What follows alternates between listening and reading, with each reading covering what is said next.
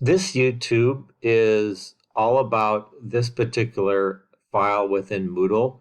It's a guide so that you know what you need to know and look at in that file and what you don't need to be so concerned about.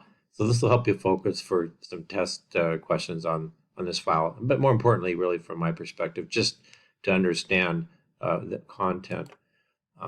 This, for me, is very encouraging that we have some possibility of solving a whole bunch of problems, or at least addressing that. So when I clicked on there, here we go. I'm going to give you, first of all a bunch of the depressing environmental problems that we face in the world with a case study of the United States. But embedded in all of these problems is at least a partial solution. I know this, a lot of this stuff we do, it's just really kind of depressing. I know some of you feel that way. I'm sure you do. I do. So this is one of those kind of neat things, and I saved it for late in the term. But much of what you're reading there with Montgomery readings really addresses this kind of stuff. It looks a little more deep. But what I want to do now is go into some real broad environmental questions, problems, and then show how we can begin to solve a lot of those with something that will make even our local communities economies healthier too. So the first one is soil degradation is a global problem, and I'm just going to click on that like you would do. What do you need to know here? Well, one thing you want to do is just have a quick read through the abstract. There's just kind of some basics there. So you want to read through that, take a note or two on that just to get a sense of what's going on. And then the next thing, you don't really have to read the article per se, but there's a map here we're going to come on to. It's also a map that's shown elsewhere. And I want to poke at that a little bit, make it a little bigger. And here we are. This is a map that shows soil degradation in the world. And there's a lot of causes of this. Much of it is soil erosion, but it's also the loss of organic matter, which is really soil carbon. And if you've been doing the reading questions, you're getting a sense of what that's all about. Just want to point out one thing to you. One of the big outmigration regions of the world, it stretches from Oaxaca, the Mixteca region, and Mexico, southeast Mexico, and then the so-called Northern Triangle region of Mexico, of Central America, which extends through this area. And this is an area of very degraded soil, a lot of soil erosion there. And a lot of it's just because it's high slope soils, but also it's because the kind of farming happening there, as well as up here in our own Great Plains, is not really being done sustainably. So this is a big problem. And I just wanted to give you a sense that this is a global problem, not just something happening in one particular region. And it really does have a huge create huge problems of instability. Major out-migration regions of Africa are also in this very degraded soil region here in the Sahel, just to give you another quick example. Okay, so going back to our outline then, that frames our problem now. Heavy downpours in number two are more frequent in warmer atmospheres that hold more water vapor. We've learned that already. And in fact, there's a big storm system brewing over Central America right now, where we are now having the third named tropical storm in the area. That this is the earliest the third one has ever happened. It's largely appears to be due to the fact that the water temperatures in Central America are warmer than average by quite a bit right now, and those tropical systems feed off that warm water and high humidity that comes off of them. These heavy downpours, this is just a map of our own region here, just to show you that we, in fact, have had more intense heavy downpours in our warming world here. You can see it's particularly noteworthy in our region and across much of the central and eastern part of the United States, across the Great Plains as well. So heavy downpours cause surface runoff that causes soil erosion and flooding. Regenerative agriculture increases water infiltration rates from less than 1 inch per hour to greater than 10 inches per hour. That's a huge difference, and that's in itself a big solution for a lot of the farmers if we can get our soil more regenerated through time. So downpours don't necessarily need to cause heavy soil erosion or flooding in most settings. A lot of it is the condition of the soil itself. Obviously, more sloped soils are more vulnerable, of course, but if we have a regenerative agriculture, we can see great losses in or great reductions in this particular problem that we're going to have in the warmer world we live in. Even if we were to cut back fossil fuels drastically, we're kind of stuck with this for a while, certainly as long as your lifetimes and mine too, and more.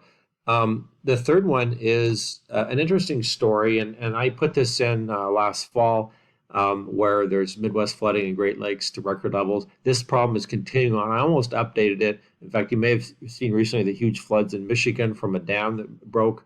The Great Lakes are at record levels. They've had a long, persistent period of very wet weather in that part of the country. And this is almost certainly due to Arctic warming. From the climatology literature on this, because it causes high amplitude jet stream waves that cause persistent wet patterns or droughts depending on location. That's exactly what's happened in the Great Lakes region, is persistent wet pattern in this particular instance. When you've got that going on, if you have a soil that can absorb those persistently heavy rainfall events, you can reduce the flooding that happens in those places. So that also helps droughts, but in this particular case, we're talking about flooding. Just to give you a real quick look at these two files here. This is kind of an amazing image here. I always look at this and just go, wow, check this out. This is a look at the North American continent and the changes in mass as measured by satellites because of surface water in the region. Look how the Great Lakes is a focus of this. This is driven by the atmospheric circulation patterns. Arctic warming has made that persistent dip of the jet stream down in this area wetter over many, many years now. And by the way, the corollary to that is California, in more recent months, there's been some literature suggesting that they're in a 1,000-year drought. A little respite from it in the last couple of years, but it still appears to be on a long-term trajectory to be a 1,000-year drought. So the upper atmosphere circulation pattern is really, really important. How do we cope with that? We can reduce our drought impacts and our too hard rainfall impacts quite a bit with regenerative agriculture, which is something we explore in other parts of this unit. Okay, so the second one to look at quickly is the second map is just a real quick look at drought index. Here we are. So this just kind of shows you some parts of the country, but you see the drought here persistent in much of the West. But the focus of this particular thing was the wet, very wet. These greens are wetter than normal. So you can see this through time here. Just thought you might find that kind of interesting. Okay, and then going back to our slide, number 4, the dead zone in the Gulf of Mexico. Okay, so here's an image of this dead zone that happens in the Gulf of Mexico. Some years it's worse than others. And what it shows is this enormous region where the bottom waters basically have zero to almost no oxygen in them at all. What's going on here? It's very detrimental for the fisheries in the area.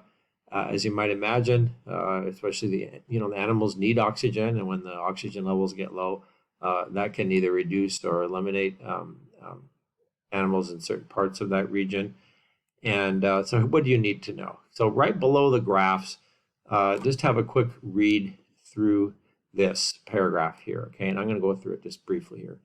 Each year, excess nutrients from cities and farms and upland watersheds drain into the Gulf and stimulate massive algal growth during the spring and summer. The algae eventually die, sink, and decompose. Throughout this process, oxygen-consuming bacteria decay the algae. The resulting low oxygen levels near the bottom are insufficient to support most marine life, rendering the habitat unusable and forcing species to move to other areas to survive. Exposure to these low oxygen waters has been found to reduce the reproductive capabilities of some fish species and slow shrimp growth. So this is a big problem that measures in the tens of millions of dollars of lost fisheries productivity for the fishing community in the area. And it's because mostly it's the farm effluent of agrochemicals, the nutrient-rich fertilizers that leach through in the current farming that we're doing, and it creates a huge economic impact somewhere else, okay? So common in the kind of agriculture that we're doing in much of that region still. By reducing surface runoff, increasing water holding capacity of soils, and most importantly, virtually eliminating commercial fertilizer, which is a key cause of the dead zone, as an input, increasing adoption of regenerative agriculture will reduce those dead zones dramatically, okay? So that's another benefit of doing a regenerative agriculture. Well, we're bringing up that soil carbon level, okay? So the fifth one we want to look at here is crop yield risk rises in climate change. I'm going to adjust down just a little bit here. Excuse me.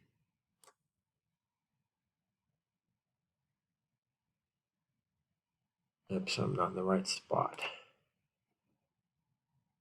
Okay, so back to this. The crop yield risk rises in the changing climate. And you don't need to read this article, but I just brought it as evidence in case any of you wanted to look at that, what we're facing. It's a real technical article. But basically, the authors come up with a risk assessment and say, yes, more drought, more heat, more damaging downpours is increasing crop yield risks. So by reducing soil erosion, again, water infiltration rates and soil water holding capacity, by increasing those, and by improving root access to moisture through healthy rhizosphere-based hyphae, okay, that's a big part of Montgomery's book, and reducing soil temperatures by cover crop use, regenerative agriculture stabilizes yields. Okay, the Ogallala Aquifer, number 6, the unsustainable pumping of the Ogallala Aquifer is 30% of U.S. irrigation water use. This is a great reader on this topic, and it just shows one thing I wanted you to look up, but look up the average rate or the minimum rate of decline in there, and it gives you a number in double digits to make sure you're understanding it. How many feet down on average is the Ogallala Aquifer and its level below the surface? There's a statistic in there, and in reading through that to find that, you'll get a sense of the nature of the problem. But it's especially problematic in the southern or drier part of the Ogallala Aquifer that does not replenish water as fast as we're pumping it out. Okay, by reducing soil erosion, increasing water infiltration rates and the water holding capacity of soil, and improving root access to moisture through healthy rhizosphere-based hyphae. Again, this is the Montgomery reading stuff. Regenerative agriculture can reduce the need for unsustainable withdrawals from ancient groundwater reserves.